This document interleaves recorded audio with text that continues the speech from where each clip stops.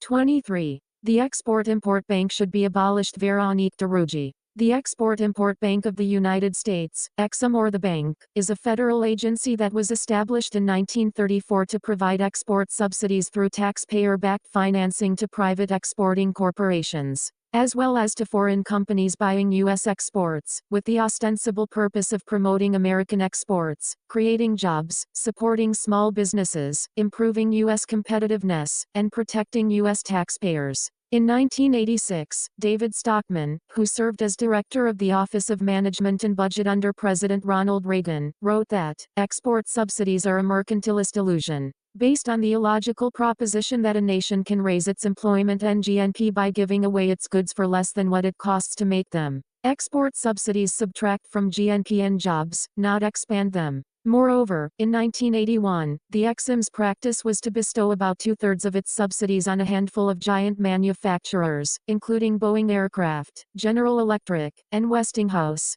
Since then, very little has changed. EXIM operates in effect as a protectionist agency that picks winners and losers in the market by providing political privileges to firms that are already well financed. By doing so, it risks taxpayer funds as it stymies economic growth. This reality is not altered by the argument that the bank could be a weapon to fight China, an argument that rests on a misguided mandate for leadership. The conservative promise understanding of what competitiveness is and how it is achieved and maintained. The bank should be abolished. Background: the Export-Import Bank was created in 1934 as an export credit agency, ECA, to finance trade with the Soviet Union. It was reorganized as an independent government agency in 1945. President Franklin Roosevelt's Executive Order 6581 gave it the power to aid in financing and to facilitate exports and imports and the exchange of commodities between the United States and other nations or the agencies and nationals thereof to create jobs in the United States. EXIM has four main tools with which to pursue these goals: loan guarantees, working capital guarantees, direct loans, and export credit insurance. Importantly, for 4 years starting at the end of 2015, the bank became incapacitated. Lacking a quorum for its board of directors, it could not extend financing that exceeded $10 million per project. That put an end to about 85% of the bank's financing obligations. As the numbers below show, the bank hasn't yet recovered from that long interruption. Total bank authorizations in recent years have gone from $12.6 billion in fiscal year FY 20,073 to $21.5 billion in FY 20,144 to $5.2 billion in FY 2022.5. A better way to understand these numbers is to look at the amount of financial exposure the bank has, that is, the risk the bank takes for which taxpayers are ultimately responsible. During this same period, the bank's total exposure increased from $57.42 billion in FY 20,076 to $112.1 billion in FY 20,147 and then fell to $41.3 billion in FY 20,218 and $35.4 billion in FY 2022.9. Claims vs. the facts. Supporters of EXIM make many claims about the benefits that our nation and citizens derive from having an export credit agency. These claims, however, are not supported by the facts. The bank is an example of government-granted privilege. Traditionally, one of EXIM's top 10 domestic beneficiaries is Boeing, which at a 40% share of total loan authorizations dwarfs the 25% share for all small businesses that received EXIM's services combined. 10 on the foreign side. Things are not much different. The subsidized financing largely benefits very large companies like Mexico's Pemex, Ireland's Ryanair, and Emirates Airlines that either collect massive subsidies as state-controlled entities or could easily access private financing. 11 American businesses that lack political connections are put at a competitive disadvantage by their own government because they are forced to compete against both domestic and foreign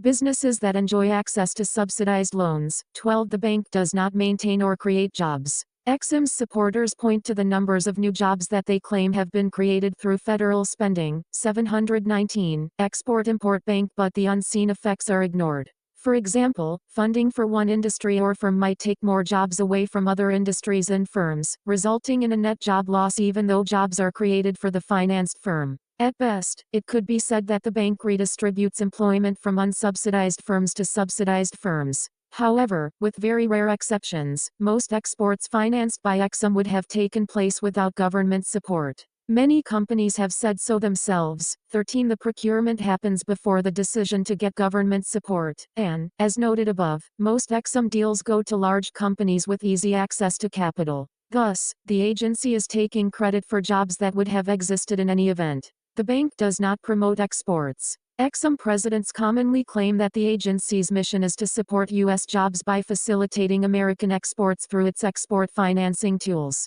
However, trade economists have long known that export credit subsidies merely redistribute exporting opportunities to subsidized firms instead of increasing the net number of exports, something that also slows economic growth. 14. Even more telling is the performance of the U.S. economy and American exports during the 4 years when Exim lacked a board quorum, 2015 to 2019, and was barred from finalizing deals in excess of $10 million. During that time, Exim authorizations fell from $21 billion in FY 2014 to $3.6 billion in FY 2018, adjusted for inflation. 0.15. However, also during that time, regular bid ticket Exim beneficiaries continued to benefit from their easy access to capital markets and still had the ability to finance their export activities. Further, U.S. exports were utterly unaffected by the reductions in the bank's activities. 16. U.S. unemployment fell to a level not seen in half a century, but exports soared with financing provided by commercial lenders. The only negative economic impact from Exim's lack of a board quorum was its effect on the bank itself. This contradicts Exim's claim that its activities are crucial for the success of U.S. exporters and economic growth. Instead, it shows that economic growth is the best booster of U.S. exports and job creation and that it does not depend on Exim subsidies. Subsidy-boosted exports do not boost economic growth. Exim's primary reason for existing is to increase exports, as if more exports themselves represent more jobs and economic growth. Recent expressions of this fallacious belief can be found in a book by former Exim President Fred Hochberg. According to Hochberg, we know that trade, and exports in particular, can have a big impact on jobs. 17. While this is a common misconception about exports, it is one worth correcting. As trade economists know, exports are a cost to the economy, they subtract from GDP. Imports, on the other hand, add to GDP. If the U.S. could acquire all of the imports that it currently gets without exporting anything in exchange, that would be the best of all worlds. Unfortunately, one reason that foreigners are so eager, 720, mandate for leadership, the conservative promise to sell us their goods is that they want our dollars to buy our debt, invest in the country, and buy our exports. That is why exports drop when overall imports drop. Exports promote U.S. economic growth only if the value of the resources used to produce them is less than the value of what we receive as imports in exchange for those exports. By subsidizing American exports, Exim causes too many resources to be devoted to producing exports. As a result, the total value of our exports is made larger than it would otherwise be to obtain any given amount of imports. In other words, Exim thus compels American taxpayers to subsidize foreigners' standards of living at no appreciable benefit to the U.S. Unfortunately, this misunderstanding and the constant glamorization of exports and their impact on jobs and growth are used to justify government support for some exports. On average, 98% of exports are not backed by Exim financing. It also is extremely unfair. Because capital will tend to shift from unsubsidized companies to subsidized companies, taxpayers foot the bill if companies backed by the bank default. Unsubsidized export companies face higher borrowing costs, which could translate into fewer jobs in unsubsidized companies or lower pay for their workers. The bank does not promote growth by leveling the playing field. Exim's charter stipulates that one of its missions is to support U.S. exports with the goal of creating jobs and promoting economic growth through the provision of export financing via its loan guarantee and insurance programs. In particular, Exim is to intervene in cases where such support is necessary to level the competitive playing field for U.S. exporters due to financing provided by foreign governments to their exporters. 18. As a result, Exim for years has been focused primarily on what other countries' ECAs are doing and how much financing they are providing. 19. A reading of any of Exim's competitiveness reports shows that the bank frames the competitiveness of the U.S. economy and exporters in extremely narrow terms, specifically, as the amount of business that foreign ECAs are doing relative to Exim. The report for 2020 features striking evidence of this mindset. For instance, lamenting the nearly 4-year hiatus during which the bank lacked a board quorum to approve large deals, Exim's leadership maintains that these years severely hindered Exim's ability to support the competitiveness of U.S. export.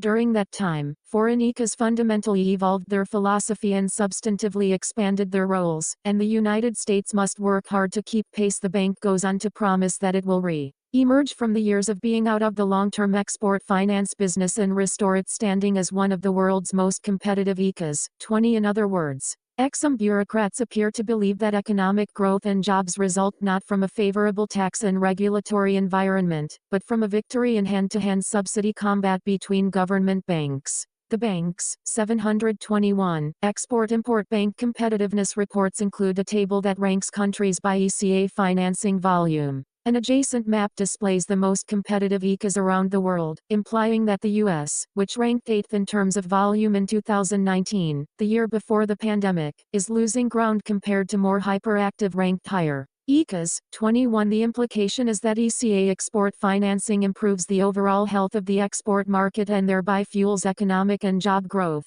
which it does not do. Consider Italy's hyperactive ECA. In 2019, Italy was ranked first among Organization for Economic Cooperation and Development, OECD countries in terms of volume and was highlighted in the report as an example for other countries to follow. Yet the Italian ECA's hyperactivity appears to have had little impact on that country's economic growth or employment. Germany was the second highest ranked OECD country on this list in 2019. While Germany had respectable economic growth at the time of the report, only 0.7% of its exports were backed by ECA financing. These data provide little support for the argument that Germany's strong economic performance has much, if anything, to do with the German ECA. China by all accounts had a hyperactive ECA. It ranked first on the list in 2019. ECA-backed exports in China represented 2.1% of exports backed by government financing. Whatever one perceives as China's economic successes, it is hard to argue that the main driver of China's exports is its ECA. The report highlights the 8th-ranked U.S. for its unusually low level of Exim-backed exports. At the time of the report, the U.S. economy was thriving, wages and employment were up, and the country still had flourishing trade, but it was also striving when Exim was mostly dormant. In other words, one cannot argue that the bustling economy was the result of Exim's support. Even in countries touted as leaders in relying on ECA financing, ECA-backed exports are never more than 4.7% of total exports. Moreover, even that is an outlier. For 23 of the 28 countries on this list, including both China and the US, the share of exports backed by ECA financing is less than 2%. This fact suggests that, contrary to the claims of Exim's advocates, ECA financing is irrelevant to the overall health of the export market as well as to economic growth. This is consistent with what economists know about the impact of subsidies on economic growth. 722. Mandate for leadership. The conservative promise the bank does not support small businesses. Most of the bank's funding goes to large corporations such as Boeing, a recipient of 68% of Exim's loan guarantees and 30% of Exim's overall activities. 22 Over the years, 10 large domestic corporations have received roughly 65% of the bank's total assistance. It is closer to 70% today. More than 99.9% of U.S. small businesses receive no benefits from Exim and are often placed at a competitive disadvantage by the subsidies doled out to larger competitors. In fact, the bank's support for small businesses has declined from $2.3 billion in FY 2023 to more than $2.0 billion in FY 2024 to only $1.6 billion in FY 2021.25. This decline occurred amid a pandemic that hit small businesses especially hard. And it continues today. The bank is not a good deal for taxpayers. The bank's accounting practices are deficient, and the bank miscalculates its budget savings. While it claims that its operations will save taxpayers $14 billion over the next decade, the Congress Congressional Budget Office has found that Exim programs will actually cost taxpayers $2 billion.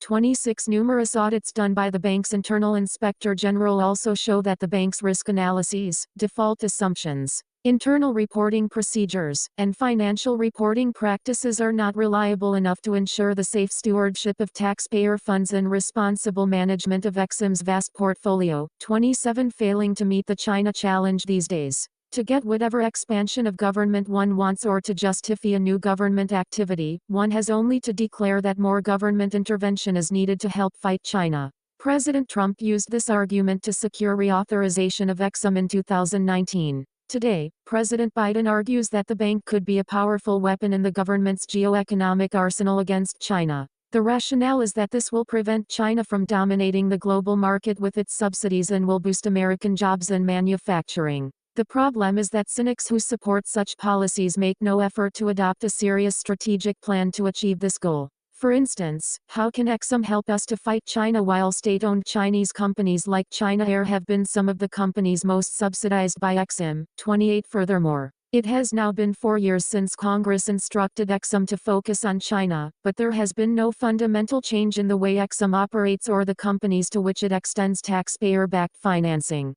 Deals related to the aircraft industry still dominate the bank's portfolio. In addition, there is no evidence that Exim has altered its intense focus on competing with other governments' ICAs. If the bank were serious about competing against China, it would be targeting the low-income markets where China, 723, Export-Import Bank has been making its most important investments. Instead, its obsession with other ICAs has caused Exim to direct the vast majority of its funding to large foreign companies and higher-income nations. Data available on the OECD website show that the level of ECA financing in high-income countries in 2019 was more than double the amount in low-income countries. 29 The same was true for previous years. In other words, Exim and the ICAs of the OECD are competing in markets where commercial lending is abundant, a trend that continues today. The failure to deliver on its congressionally imposed obligation, however misguided that obligation may be, is also noticeable in the fact that Exim's China and Transformation Exports Program, CTEP, extended only $141.30 million in financing in FY 2022, a fraction of the $27 billion it is supposed to deliver by the end of 2026.30. The bank's efforts have also included a misplaced focus on emerging technologies such as quantum computing and artificial intelligence, which do not need Exim financing because their foreign sales attract commercial financing without government support. The lack of demand for Exim products could also be reflected in the bank's authorization of $5.2 billion in loan guarantees and support in FY 2022. 31 down from its FY 2012 peak of over $35.7 billion during the Obama administration. 32 This lack of activity also extends to the semiconductor industry, which has been picked as a focal point for a government-wide industrial policy effort to counter China's ambition to dominate that industry. Ironically, at the same time that some want to become more like China to fight China, China's leaders are realizing that their heavy-handed semiconductor subsidies are weakening the Chinese economy. According to Bloomberg News, Chinese officials are discussing ways to move away from costly subsidies that have so far borne little fruit and encouraged both graft and American sanctions, people familiar with the matter said. While some continue to push for incentives of as much as 1 trillion yuan, $145 billion, other policymakers have lost their taste for an investment-led approach that's not yielded the results anticipated. The people said. 33 This development is not surprising to those who understand basic economics. The goal of using Exim as a weapon against China was a bad idea in the first place. Even if it were a good idea, for it to succeed would have required that Exim stop serving the clients it has been serving for decades. That has not happened, and it will not happen. Conclusion: the Export-Import Bank should be abolished because it wastes taxpayer money, adversely affects American businesses, and does not promote economic growth. 724. Mandate for leadership: the conservative promise effectively. Furthermore, any attempts to reorient the agency and make it a weapon with which to fight against China are going to fail. Economic fights and national security fights are not won with subsidies.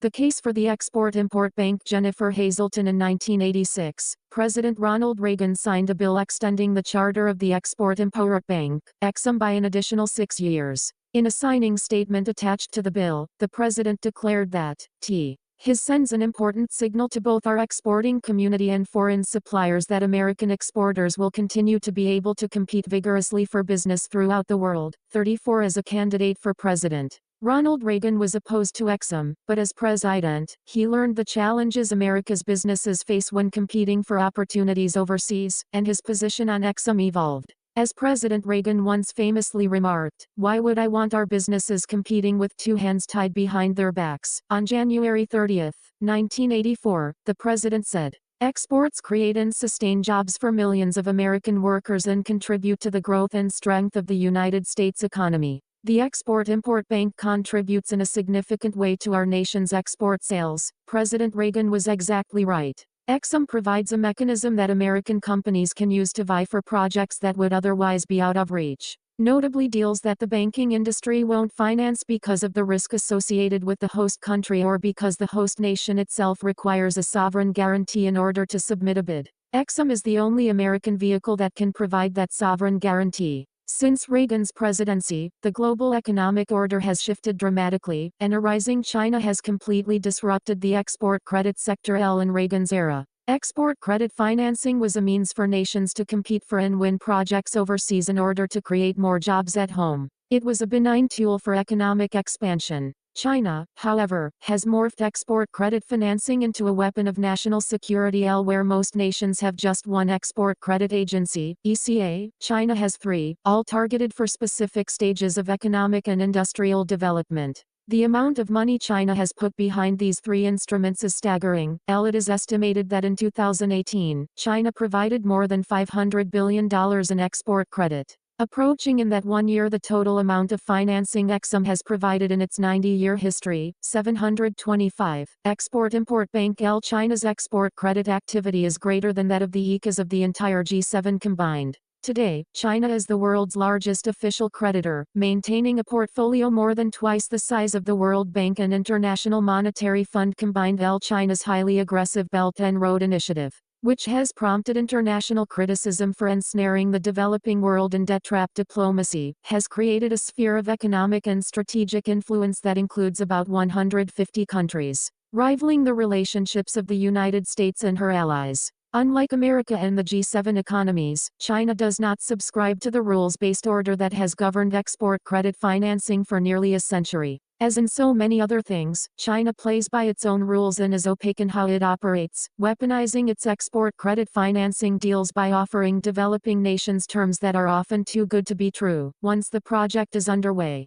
the Chinese have been known to change the terms, making a project unaffordable for the purchasing country. These tactics have yielded China important strategic plunder like mines and critical minerals, satellites, and even ports like those in Hambantota, Sri Lanka, and Mombasa, Kenya. Export credit is a strategic weapon in China's whole-of-government approach to enhance its global power, economic might, and national security. The only country that has the economic heft to counter China's aggressions in export credit financing is the United States. Not only do American companies risk losing out to Chinese competitors for international opportunities if EXIM is not there to offer support, but a United States without a functioning export credit agency also leaves an unchecked China with a wide open field to claim jurisdiction over swaths of ocean and shipping lanes, expand its economic influence, and create major changes in the global balance of power. In response to Chinese aggression and export credit, the ECAs of other countries have reacted defensively to change their policies and programs to avoid losing access to large chunks of global markets. Many countries, including strong U.S. allies like the United Kingdom, Canada, Japan, and Italy,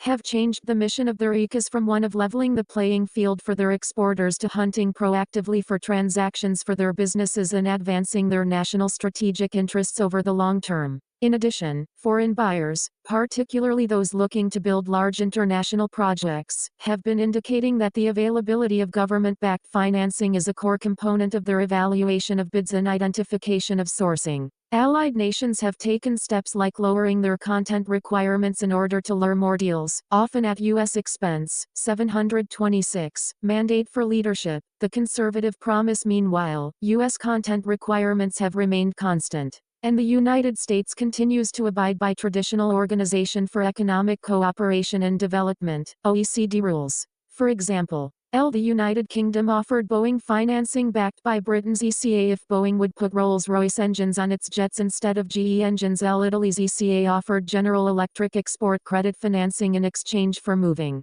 the production of some of its turbine components from the United States to Italy. China's tactics, as well as those of some of America's allies, have been successful in drawing manufacturing and the jobs associated with that production away from U.S. soil. Exim's 2018 competitiveness report accurately documents how extensively foreign ECAs have expanded programs aimed at embedding their small and medium-sized exporters into the global supply chain to the detriment of U.S. exporters, particularly small businesses. 35 To ignore these changes and leave the United States without its own export financing weapon is to resign the United States to a reduced role in world geopolitical affairs and accept fewer jobs and lower standards of living for many Americans. Critics of Exim employ a host of defamatory slurs like crony capitalism and Bank of Boeing. The Bank of Boeing moniker is particularly misleading, as it was born in the wake of the 2008 financial crisis when the airline industry was particularly hard hit and private sector financing was not available for many airlines looking to purchase Boeing aircraft.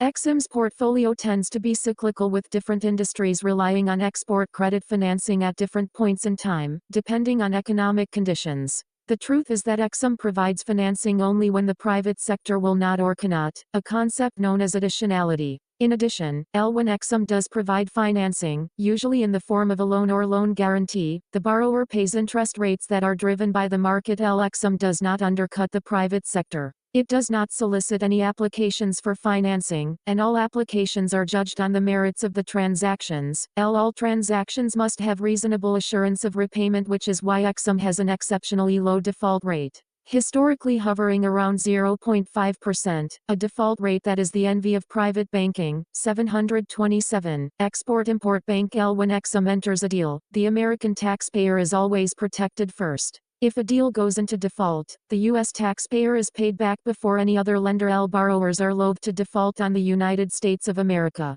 This ability to manage risk successfully is why Exim actually makes a profit for American taxpayers, described in government parlance as negative subsidy, sending more than $9 billion to the U.S. Treasury for debt reduction since 1992. The bank has also supported hundreds of thousands of U.S. jobs, most of them in manufacturing, during the past decade. Export credit financing has become a critical lever for macroeconomic growth for many countries, allies and competitors of the U.S. alike. Other nations are using ECAs strategically to influence decisions and procure economic opportunities, hindering the participation of U.S. firms and costing American jobs, particularly in manufacturing. China's aggressive actions in export finance bleed beyond economic advancement and are clearly an effort to expand both its national security and its global power. The United States would be foolish to abandon this field of play, surrendering it to China and other nations, and to relinquish Exim as a powerful tool in America's asymmetrical warfare toolbox.